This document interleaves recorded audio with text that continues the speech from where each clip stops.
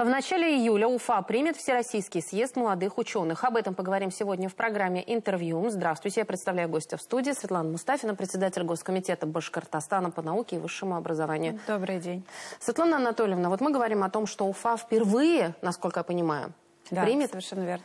Всероссийский съезд молодых ученых. В принципе, название, конечно, говорит само за себя, но хотелось бы узнать именно от вас, насколько это важное мероприятие, что это за мероприятие, какие задачи.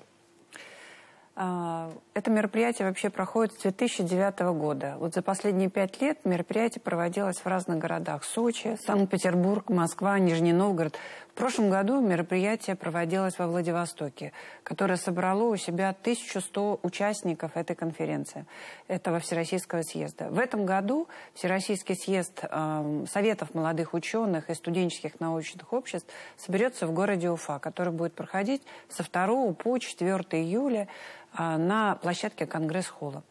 Мероприятие собирает молодых ученых со всей России, а также к нам участниками приедут молодые ученые с Луганской Народной Республики, с Донецкой Народной Республики, с Запорожской, с Херсонской области. Иностранные ученые будут тоже из таких государств, как Азербайджан, Армения, Казахстан, Узбекистан и другие. В первую очередь съезд направлен на то, чтобы в таком неформальном общении выработать общие задачи для реализации стратегии научно-технологического развития Российской Федерации. Съезд проходит под патронажем президента Российской Федерации Владимира Владимировича Путина. И поэтому задачи, которые ставит наш президент, вот эти задачи как раз будут реализовываться в обсуждении среди молодых ученых. Вы сказали, что форум проходит в неформальной обстановке. Что это значит? Ну, смотрите, площадка Конгресс-холла сама по себе очень большая. Первоначально, конечно, на этой площадке 1200 участников будут разбиты на разные локации, где будут проходить такие небольшие мастер-классы, секции, обсуждения, такие мини-форумы, в которые будут посвящены различным направлениям. Например, у съезда есть вот такие 3 главных направления. Наука и государство, наука, государство и сообщество, наука и карьера. О чем эти сообщества? Там у каждого вот такого направления есть определенная секция. Вот и возьмем, например, науку и государство. Не секрет, что молодой человек после окончания вуза всегда стоит на перепутье. Куда ему идти? В науку или же пойти в другое, скажем, какое-то предприятие. Даже иногда вот сказочное такое послание, говоришь, налево пойдет молодой человек, да, в предпринимателем ставит, направо пойдет, академиком ставит, а прямо пойдет, ректором станет. То есть вот посмотрите, какой выбор у нашего молодого ученого, который вот буквально только-только закончил университет, и вот на этом перепутье он должен понимать, какие меры поддержки государство оказывает молодым ученым. Поэтому одна из секций, конечно, будет посвящена таким мерам поддержки, государственным и региональным мерам поддержки, где разные регионы будут делиться своими практиками. В том числе и наша Республика Башкортостан тоже будет представлять доклад о региональных мерах поддержки для молодых ученых в Республике Башкортостан. Другое направление – это студенческие научные общества. Какую функцию они сейчас играют у нас не только в Республике, в Российской Федерации, какое направление, какое взаимодействие с научным сообществом, с академиями, с Российской академией наук, с различными фондами дает такие вот некоторые направления Совета молодых ученых. Поэтому вот такое вот неформальное взаимодействие, обсуждение, делиться лучшими практиками, это очень будет полезно для молодых ученых разных регионов. Кто от Башкортостана будет принимать участие? Мы от Башкортостана, соответственно, у нас представители разных вузов. Регистрация на площадках проходила в марте, в апреле. Из всех зарегистрировавшихся ученых различных регионов было отобрано всего 1200 человек. Башкортостан тоже представлен не менее 100 учеными и также своими спикерами. У нас башкирская наука, региональная и российская наука поддерживается руководством республики, правительством республики. И, соответственно, вот о таких мерах будут рассказывать ректоры вузов, например, Олег Александрович Баулин будет делать свой доклад. Мы, как представители Госкомитета, тоже будем рассказывать, как от правительства, какие меры поддержки предоставляет регион. Конечно же, будут представлять регионы наши советы молодых ученых. Это Башкирский государственный педагогический университет имени Акмуллы. Будет представлять свои доклады Евразийский НОЦ как новая структура в регионе, и также будут давать информацию в виде доклада Межвузовский кампус, который строится у нас. И это тоже считается одной из лучших практик в Российской Федерации, о котором тоже надо транслировать и показывать. Сегодня очень много говорят о том, что наука теперь не просто фундаментальная наука для науки, но прикладная. Вот в этом плане какие вопросы будут, может быть, решаться? Как думаете?